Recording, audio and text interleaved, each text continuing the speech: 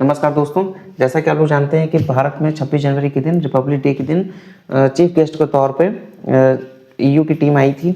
EU के जो उनके जो हेड हैं वो सब आए हुए थे और उन्होंने ये मतलब पहले से भी उन्होंने इस मैसेज दिया है कि भारत और ईयू के बीच में एक बहुत बड़ी डील होने का चांसेस हैं, होने जा रही है।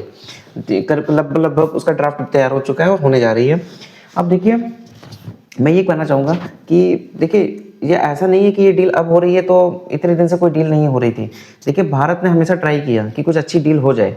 ये डील होने के बीच ये मुझे याद आता है कि 2006-2008 के से लगभग इनकी तैयारी चल रही थी। कई बार होने की हुई, कई बार, लेकिन वो फाइनल नहीं हो पाई। 2012-13 के आसपास भी हुई, लेकिन फिर फाइनल नहीं हुआ। लेकिन अब इनके पास अब ये जो डील है ये लगभग अपने जहाँ तक माना जाता है कि अब ये अंतिम चरण में पहुँच चुकी है। तो देखिए, इसमें ध्यान देना चाहूँगा कि ये हमेशा यूरोपियन कंट्रीज़ की ना ये वाइट सुप्रीमेसी हमेशा से रही है। ये हमेशा जो एशियन कंट्रीज़ होती हैं उनको ये हम इनको या फिर जो नॉन वाइट जो कंट्रीज़ होती हैं उनको ये बिल्कुल अपने से सेकंड क्लास मानते हैं या अपने से लोअर मानते हैं। तो इस वजह से ये कभी उन्हें सीरियसली लेते नहीं हैं। अब इनके साथ जब इस बात हुई थी तो आपको याद होगा कि जब जयशंकर जब भारत के विदेश मंत्री हैं, उन्होंने एक बार ये कॉन्फ्रेंस में बात कही थी कि ईयू को ये लगता है, यूरोपियन कंट्रीज जो यूरोपियन यूनियन को ये लगता है कि जो उनकी प्रॉब्लम्स है वो दुनिया की प्रॉब्लम्स है, लेकिन जो बाकी दुनिया की प्रॉब्लम है, जो एशियन कंट्रीज की जो प्रॉब्लम है वो उनकी प्रॉब्लम नहीं है। ये सबसे बड़ा एक उनका व्यू पॉइंट है जिसकी वजह से सबसे ज़्यादा प्रॉब्लम होती है।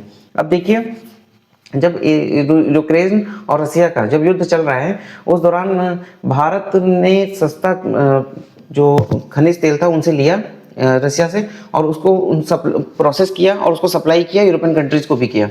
लेकिन उसके बावजूद भी इन्होंने सिर्फ अमेरिका के प्रेशर के चक्कर में इन्होंने ये बोला कि जब अमेरिका ने उनको उंगली किया तब उन्होंने ये बात बोली कि भारत पे बैन लगना चाहिए, भारत के तेल पे उस पर और टैरिफ लगना चाहिए, क्योंकि भारत का पैसा जो है रसिया में जा रहा है, जिसकी वजह से यूक्रेन के लोग मारे जा रहे हैं। तो देखिए, उस समय भी भारत ने कई बार एक्सप्लेनेशन दिया, लेकिन ईयू की जो वाइट सुप्रीमेसी है ना वो इतना ज़्यादा इन लोगों के मन में है कि उन्होंने भारत को एक बार भी रिस्पॉन्स नहीं किया।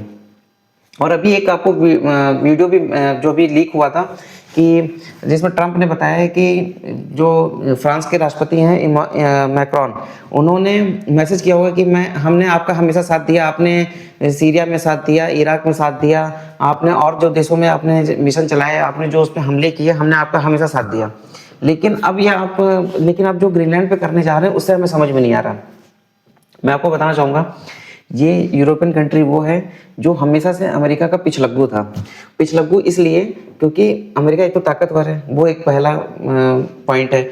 दूसरा कि अमेरिका जो है वो उनको ये लगता है कि अमेरिका में कौन लोग हैं, ये भी तो गोरे ही लोग हैं, ये हमारे ही लोग जो थे वो जाके बाद में यूरोपियन लोग ही हैं, अलग अलग देशों के लोग थे, वाइट कंट्रीज, जिनके लोग जाकर के अमेरिका में सेटल हो गए, उन्होंने अपना देश बनाया। तो ये सोचते कि हमारा क्या ही नुकसान करेंगे, तो ये तो हमारे नेचुरल पार्टनर्स हैं। लेकिन जब 3 मुद्दे हुए, 3 पॉइंट्स जब हुए, तब इनकी आंखें खुली हैं। पहला कि जब रसिया यूक्रेन का युद्ध चल रहा था तब इनको ये सब उम्मीद कर रहे थे कि ये तो युद्ध रुकवा देंगे, अमेरिका साथ देगा, अमेरिका युद्ध रुकवा देगा, लेकिन वो हुआ नहीं।